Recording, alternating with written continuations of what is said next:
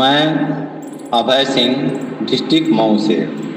मैं यहाँ पर उत्तर प्रदेश के सभी शिक्षा मित्रों के दिल की बात, उनके कष्ट, उनकी करुणा, उनकी स्थिति परिस्थिति के बारे में बात करने आया हूँ।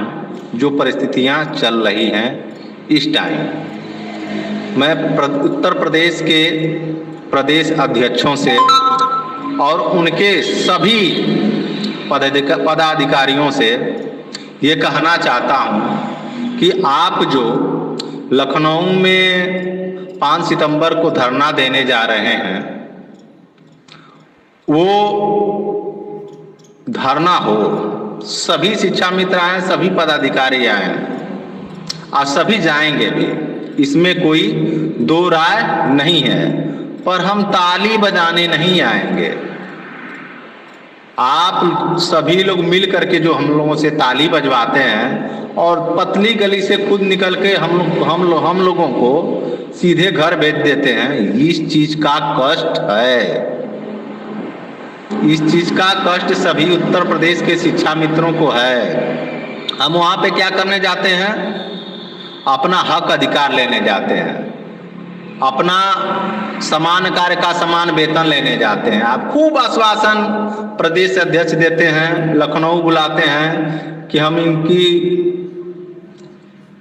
समस्याओं का समाधान, शिक्षा मित्रों की समस्याओं का समाधान सरकार से करवाएंगे। पर मिलता क्या है? घंटा मिलता है। सही बात तो यही है, हाई पावर कमेटी का एक झुनझुना थमा दिया जाता है अब तक के इतिहास में 7 सालों के, और धीमे से पतली गली घर की पकड़ा दी जाती है। शिक्षा मित्र वहां क्या करने जाता है? अपने अधिकार के लिए जाता है, अपने वेतन के लिए जाता है, अपने जो बचा खुचा समय है, भविष्य है, उसकी मजबूती के लिए उसको लेने जाता है। पर आप लोग क्या करते हैं?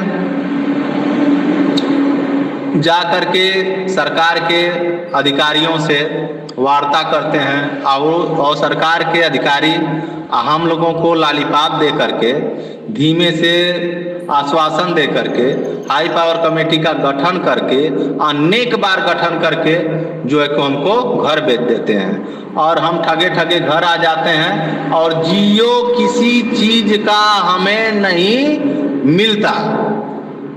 ये शिक्षा मित्रों की वेदना है, पीड़ा है। आप हमारे प्रदेश अध्यक्ष हैं सभी लोग, तो आपकी जिम्मेदारी जवाबदेही है कि आपके रहते हुए 10,000 शिक्षा मित्र आपकी गलत नीतियों के कारण और सरकार की जुमलेबाजी के कारण प्राण त्याग दिए। ऐसे प्रदेश अध्यक्ष होते हैं, ऐसे प्रदेश के हर जिलों के पदाधिकारी होते हैं कि हम पदाधिकारी, हमारी जिम्मेदारी जवाबदेही कुछ नहीं, हम लंबा लंबा भाषण दें। शिक्षा मित्रों का हक कौन दिलाएगा? कोई दूसरे देश वाले दिलाएंगे क्या? आप हमको बुलाएंगे, ताली बजवाएंगे, खुद तो पतली गली से निकल जाएंगे, हमको भी घर भेजने के लिए मजबूर कर देंगे। एक लक्ष्य बना लीजिए कि हमको आमरण अनशन करना है, वार्ता नहीं करनी है। हमको जियो के साथ हमारी एक ही मांग हो, अस्थायीकरण और समान कार्य का समान वेतन। या हमको अस्थायी कर दें या समान कार्य का समान वेतन हमको दे दें, तभी हम आमरण अनशन तोड़ेंगे और तभी हम घर आएंगे। हम किसी के हाई पावर कमेटी के में नहीं फंसेंगे, न सीएम के आश्वासन में फंसेंगे, न हम सीएम से वार्ता करेंगे। हम सीधे जियो की बात करेंगे। हम लोगों को हाथ में जियो चाहिए। अभी आपने विधिवत देखा कि अनुदेशक के साथ क्या हुआ। आश्वासन मिला कि हम आपका कुछ लिखित में जारी करने जा रहे हैं करवृत्ति, कुछ हुआ नहीं हुआ। गद्दारी हो गई। 70 मांग आप लेके जाएंगे, मांगे कुछ मान ली जाएगी और आर्थिक मजबूती की जो मांगे हैं वो लालीपाप दे करके मुख्यमंत्री के ऊपर छोड़ दी जाएगी। मुख्यमंत्री जी ने हमारा साथ देने के लिए नहीं कहा था, प्रधानमंत्री जी ने हमारी समस्याओं का समाधान करने के लिए नहीं कहा था। हम लोग उनके बीजेपी के घोषणा पत्र में नहीं थे। आप नहीं जानते हैं क्या कि बीजेपी जुमलेबाज सरकार है और उस जुमले में आप फंसे हुए हैं। यानी आप फंसे नहीं, अब खुद शिक्षा मित्र को फंसाए हुए हैं अपनी राजनीति रोटी सेकने के लिए। अब तो हर शिक्षा मित्र कहता है कि अपना कोष भरेंगे और शिक्षा मित्रों को मरने के लिए सीधे छोड़ देंगे। इसकी ये किसकी जिम्मेदारी और जवाबदेही है शिक्षा मित्रों की? अगर वाकई में आप प्रदेश अध्यक्ष हैं, लीडर हैं, तो आमरण अनशन का ऐलान करिए ना। लखनऊ की धरती को जाम करिए ना। किसने रोका है? शिक्षा मित्रों ने रोका है। शिक्षा मित्र तो खुल के साथ देगा, खुलेआम साथ देगा और ऐसे बैठेगा कि अधिकारियों का दिमाग बैठ जाएगा, सरकार का दिमाग बैठ जाएगा कि अब हम क्या करें। ये तो जियो मांग रहे हैं और जियो उनको देना पड़ेगा। समान कार्यता समान वेतन या स्थायीकरण करें। इसी में हमारी सारी समस्याओं का निवारण है।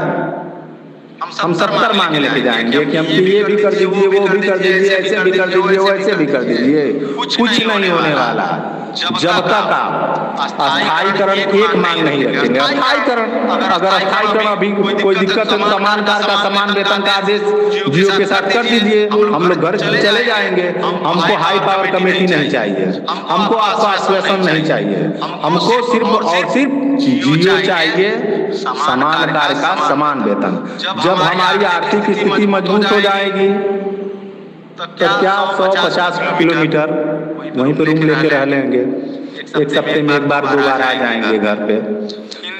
अपने आप रास्ता बन जाएगा समायोजन का, घर वापसी का, विद्यालय वापसी का। ये तो सबको पता है, पर नियति होनी चाहिए। एक नियत होनी चाहिए कि हमको करना है। चाहे कोई भी प्रदेश अध्यक्ष हो, जिम्मेदारी और जवाबदेही उनकी है। अगर शिक्षा मित्रों को अपने बातों से, अपने आश्वासन से लखनऊ बुला सकते हैं तो शिक्षा मित्र भी उनसे बड़ी उम्मीद रखता है। इसलिए रखता है कि ये उनके बच्चों के भविष्य का सवाल है। शिक्षा मित्रों के अधिकांश तो उम्र तो लगभग बीत ही गई है, वो अपने बच्चों घर परिवार के लिए जी रहा है, पर अब ऐसा नहीं चलेगा। अगर दम है तो आमरण अनशन करिए या सीधे अपना त्याग पत्र, अपने पद का त्याग पत्र दे दीजिए। जिसमें दम होगा वो शिक्षा मित्रों की लड़ाई लड़ेगा, जिसमें दम होगा वो आमरण अनशन करेगा, जिसमें दम होगा वो लखनऊ जाएगा, जिसमें दम होगा वो जियो के साथ आएगा। इसी के साथ मैं अभय सिंह डिस्ट्रिक्ट मऊ से सभी शिक्षा मित्रों से एक निवेदन करता हूं कि इनको प्रदेश अध्यक्षों को, प्रदेश पदाधिकारियों को जब हम 5 सितंबर को धरना में चलेंगे तो एक ही बात 1 घंटे तक रखवाएंगे कि हमको आमरण अनशन अगले दिन से करना है। ये सरकार को हम अवगत करा दें, सूचना दे दें किसी भी माध्यम से। जब तक हमारी मांगे न मानी जाए तब तक हम लखनऊ की धरती को नहीं छोड़ेंगे। और जियो अपने हाथ में लेकर के अपने घर सभी शिक्षा मित्र जाएंगे। इसी सोच, इसी आशा, इसी उम्मीद से सभी शिक्षा मित्र लखनऊ जाएंगे और प्रदेश के सभी पदाधिकारियों से मंच से 1 घंटा कम से कम बुलवाएंगे कि हम आमरण अनशन करेंगे, जियो साथ लेके जाएंगे, हम आमरण अनशन करेंगे, जियो साथ लेके जाएंगे। साथियों, अब मैं अपनी बातों को विराम देता हूं कुछ शब्द कहते हुए।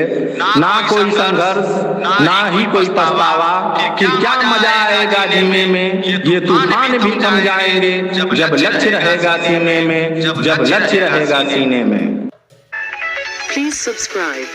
Only personal use is allowed.